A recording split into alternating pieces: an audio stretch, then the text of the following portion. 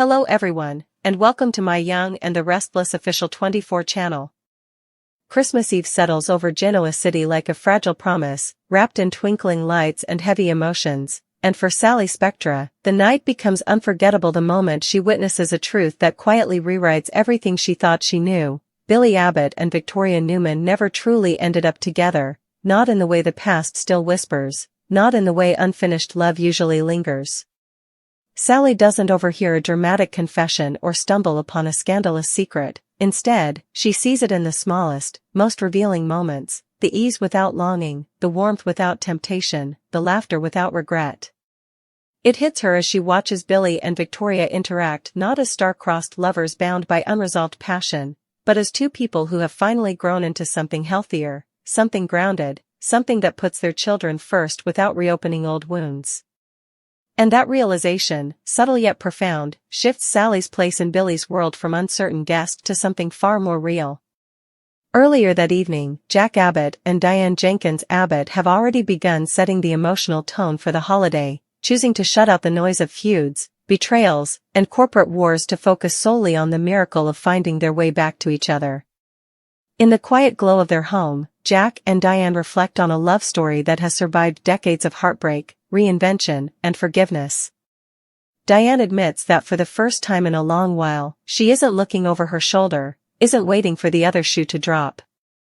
Jack, visibly moved, reminds her that love isn't about perfection, it's about choosing each other even when the world insists on tearing you apart. They talk about their children, their mistakes, their blessings, and the strange peace that comes with realizing that everything they've endured led them right back to where they belong. For a few precious hours, the Abbotts allow themselves to simply be grateful, to bask in the warmth of family and the promise of a future that finally feels steady.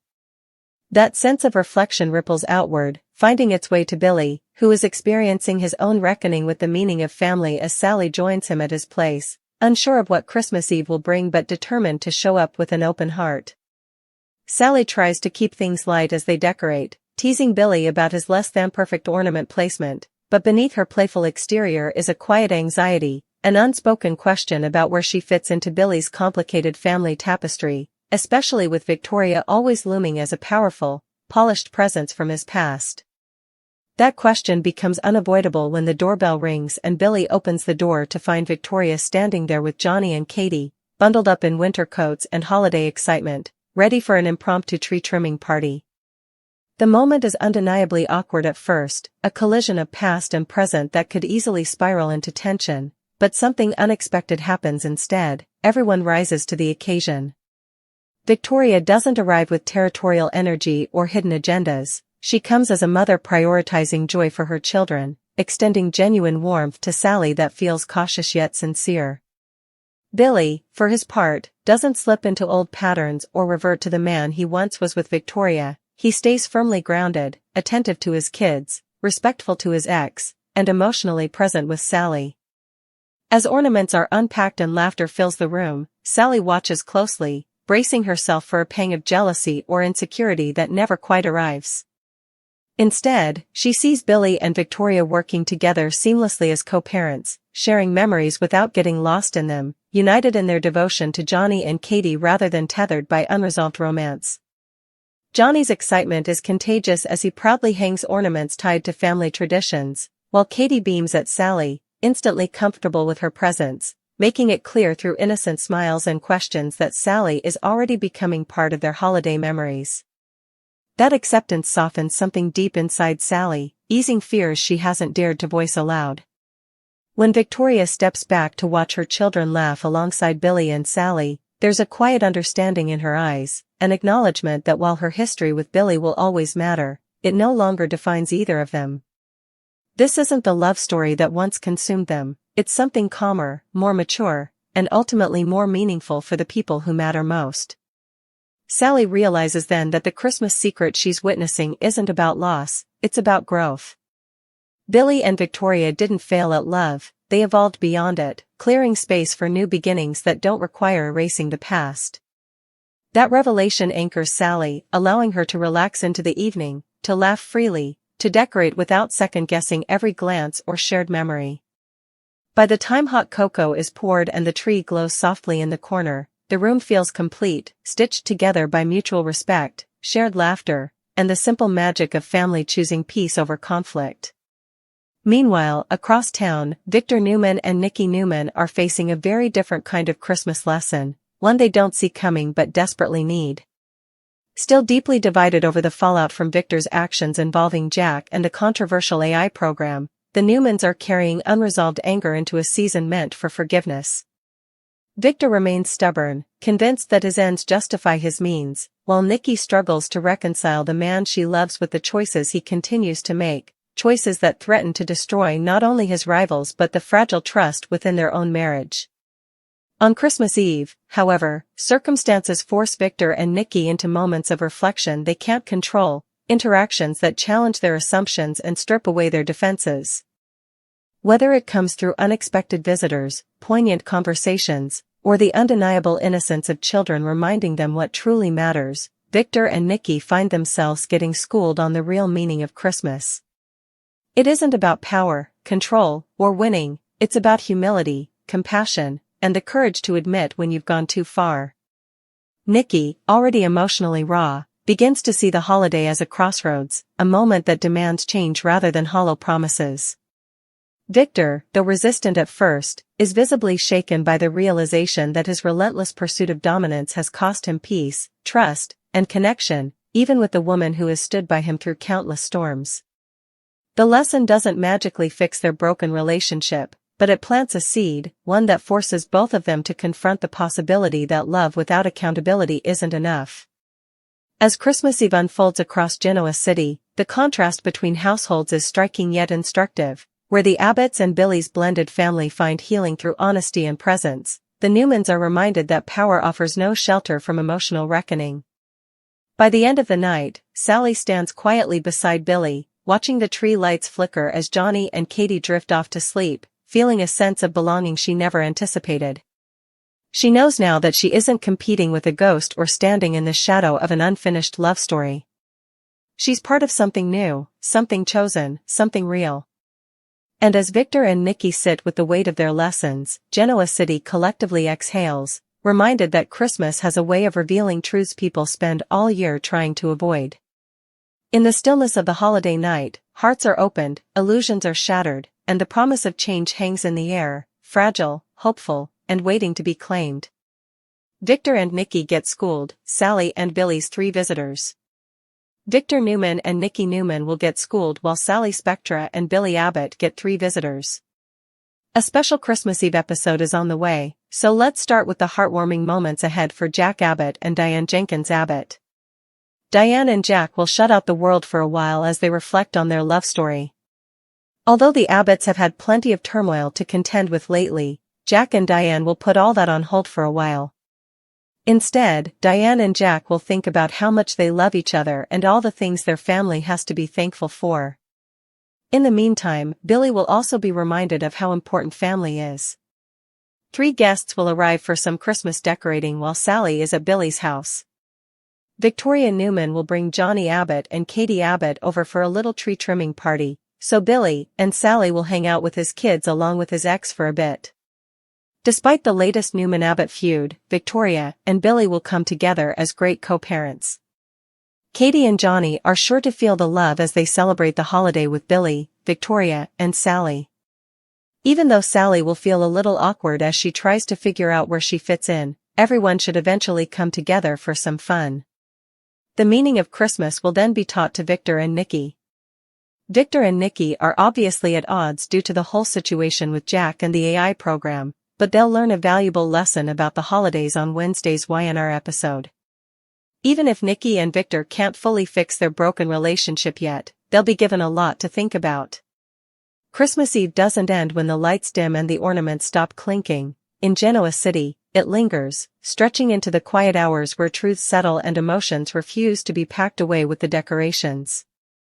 As the night deepens, Sally Spectra finds herself alone for a brief moment in Billy Abbott's living room, gazing at the softly glowing tree while the distant sound of Johnny and Katie's laughter drifts down the hallway. It's in this stillness that the weight of what she witnessed finally lands. For so long, Sally has lived with the unspoken fear that Billy's heart might always carry unfinished business with Victoria Newman, that no matter how hard she tried to carve out her own place, she'd always be competing with history. But what she saw tonight wasn't longing or regret, it was resolution. Billy didn't look at Victoria like a man haunted by what could have been, he looked at her like a partner in parenting, someone he respects, someone he trusts, someone he no longer needs to define himself. That realization steadies Sally in a way she hasn't felt in months. When Billy joins her by the tree, slipping an arm around her shoulders without hesitation or guilt, she doesn't pull away or overthink the gesture. Instead, she leans in, letting herself believe that this moment is hers, fully and honestly. Billy, for his part, senses the shift in her, even if she hasn't put it into words yet. He's been aware of Sally's quiet uncertainty, her careful steps around his past with Victoria, and tonight feels like a turning point, not because he's said anything grand, but because he's finally lived the truth of where his heart is. He tells Sally, softly but firmly, that nights like this are what matter to him now, laughter, warmth, kids feeling safe and loved, and a partner who sees him for who he's trying to become rather than who he used to be. Sally smiles through the emotion threatening to spill over, realizing that sometimes the most powerful assurances aren't declarations but consistency. Down the hall, Victoria pauses outside Johnny's room, watching as Billy tucks their son in with gentle patience, while Katie chatters sleepily about how Sally helped her hang her favorite ornament just right. Victoria's expression is thoughtful, layered with nostalgia but free of regret. She knows there was a time when she and Billy burned brightly, destructively, and she also knows that chapter has closed exactly as it needed to. Seeing Billy so grounded, so present, reassures her that their children are exactly where they should be. When Victoria steps back into the living room, she shares a quiet, genuine moment with Sally, one woman to another, thanking her for making the evening feel easy, for making the kids feel welcome.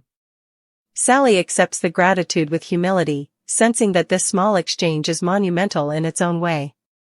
It's a truce, a bridge, a recognition that they don't have to be rivals to matter in the same space. Victoria leaves soon after, carrying with her not jealousy or resentment, but a sense of peace that surprises even her. As she steps out into the cold night, she reflects on how much has changed, how the sharp edges of her past with Billy have softened into something functional, even warm. That peace contrasts sharply with the emotional storm still brewing at the Newman Ranch, where Victor and NIKKI sit across from each other in a room filled with Christmas decor that suddenly feels more accusatory than comforting.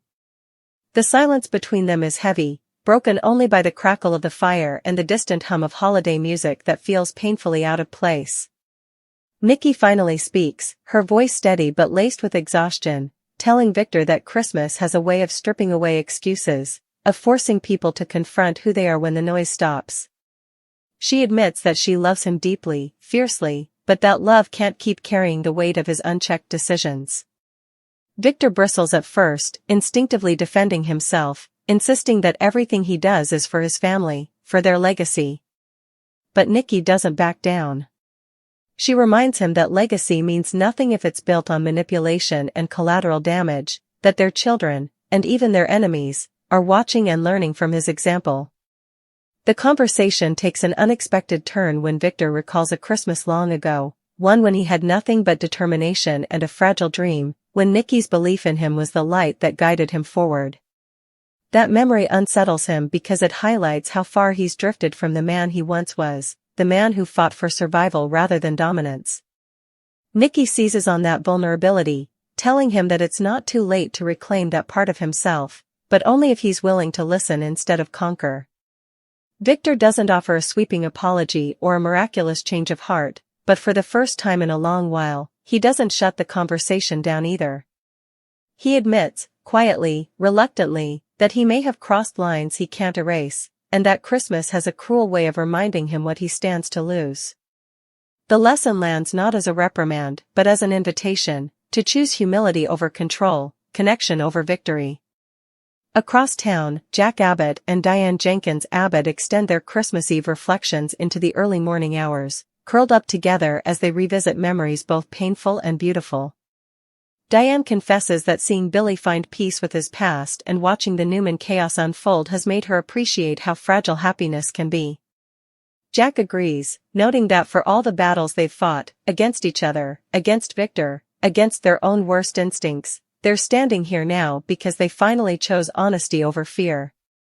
They talk about Kyle, about the hope that the next generation won't repeat the same cycles of rivalry and resentment, and about how Christmas, in its quiet insistence on reflection, has given them a rare gift, perspective. Jack admits that he still worries about the storm clouds on the horizon, especially with Victor, but tonight he refuses to let dread overshadow gratitude. Diane rests her head on his shoulder, silently promising herself that she won't take this peace for granted. As dawn approaches, Genoa City seems to hold its breath, suspended between what has been and what could be. Sally wakes early, unable to sleep, and finds herself scribbling notes in her phone, design ideas, future plans, dreams she's been too cautious to articulate. The clarity she gained last night has unlocked something creative and hopeful within her. When Billy joins her in the kitchen, bleary-eyed but smiling, she shares her realization with him, that seeing him with Victoria and the kids didn't push her away, it pulled her closer. She tells him she finally understands that love doesn't have to erase the past to move forward, it just has to honor it without being trapped by it. Billy listens, moved, and admits that for the first time in years, he doesn't feel torn between who he was and who he wants to be. They share a quiet promise, not dramatic or binding, but sincere, to keep choosing transparency, even when it's uncomfortable. Meanwhile, Victor stands alone at the ranch window, watching the first hints of morning light touch the snow-covered grounds. NIKKI sleeps upstairs, emotionally drained, and Victor knows that whatever comes next won't be fixed by grand gestures or intimidation. Christmas has schooled him in a way no rival ever could, forcing him to confront the emptiness of winning at all costs. He isn't redeemed, not yet, but he's shaken, and in Genoa City, that's often where change begins. As the sun rises on Christmas Day, the city awakens to a fragile sense of hope. Families gather, wounds remain, but truths have been spoken and illusions dismantled. Sally feels secure, Billy feels grounded, Jack and Diane feel grateful, and even Victor and NIKKI, fractured as they are, feel the weight of a lesson they can't ignore. Christmas has done what it always does best in Genoa City, it hasn't solved everything, but it's reminded everyone of what truly matters, leaving behind the quiet, powerful possibility that this time, things might actually change. Christmas Day stretches on in Genoa City with the kind of deceptive calm that only comes after emotional earthquakes. The snow continues to fall in soft, deliberate patterns, blanketing streets and memories alike, as if the world itself is urging everyone to slow down and sit with what the night before uncovered. For Sally Spectra, the morning light feels different than any Christmas she's known before. There's no knot of uncertainty in her chest, no quiet dread about being the outsider looking in. Instead, she moves through Billy Abbott's space with a sense of belonging that surprises her, pausing to straighten an ornament or smooth a ribbon as though she's been part of this household far longer than a single holiday. Billy watches her from the doorway, coffee mug in hand, struck by how seamlessly she fits, not by trying to replace anyone, but by being unapologetically herself. It's a quiet realization that settles deep within him, the chaos he once mistook for passion no longer defines his heart. Sally's presence isn't loud or volatile, it's steady, intentional, and grounding. When Johnny and Katie wake up and race into the living room, their excitement filling the house with joyful noise, Sally doesn't hesitate. She kneels down, helping them sort through stockings, laughing as Katie insists on reading every label out loud. Billy sees it then, clear as day, not a woman trying to impress, but one who genuinely cares, who understands that love is shown in moments, not declarations. That understanding carries into the afternoon when Victoria calls to check in, her voice warm but purposeful. There's no awkwardness this time, no undercurrent of unresolved emotion. Victoria thanks Billy again for last night and mentions how happy the kids were, how Johnny talked about it all morning. Sally listens quietly, expecting to feel like an intruder, but instead, Victoria addresses her directly, wishing her a Merry Christmas and thanking her for making the evening special for the children. It's a small gesture, but its impact is enormous. Sally realizes she's no longer standing on uncertain ground, she's been acknowledged, accepted, and respected by the one person whose opinion once mattered most to her fears. That acceptance cements something between her and Billy, an unspoken agreement that whatever challenges lie ahead, they'll face them without hiding behind the past. Across town, Jack Abbott and Diane Jenkins Abbott host a modest Christmas gathering, intentionally keeping it intimate. They've learned, sometimes painfully, that not every moment needs an audience. As they sit with hot cider and quiet music playing in the background, Jack reflects on how strange it feels to be at peace while so much of Genoa City remains at war with itself.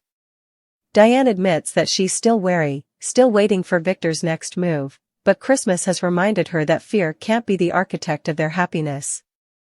They discuss Billy, proud of the growth they've seen in him, and Jack marvels at how far his brother has come, not just as a father, but as a man willing to confront his own patterns.